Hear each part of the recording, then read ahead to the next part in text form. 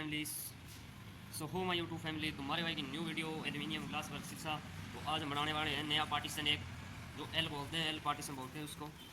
तो हम एल में पार्टीशन बनाएंगे एल्यूमिनियम का।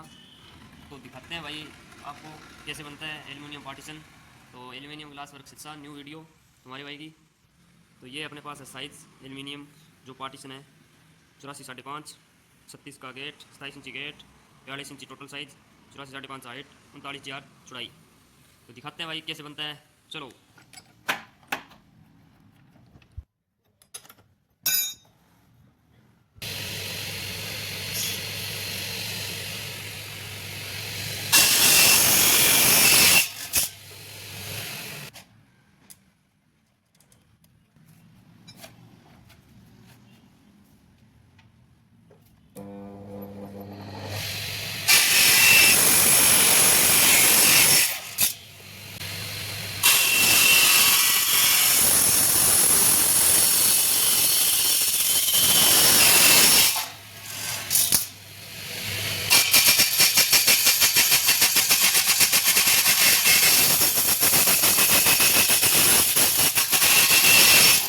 भाई अपना जो पार्टीशन था, अपना जो एल पार्टीशन जो बता रहा था मैं, वो भाई अपना एल्यूमिनियम का जो एल पार्टीशन का मटेरियल सारा कट कर तैयार है।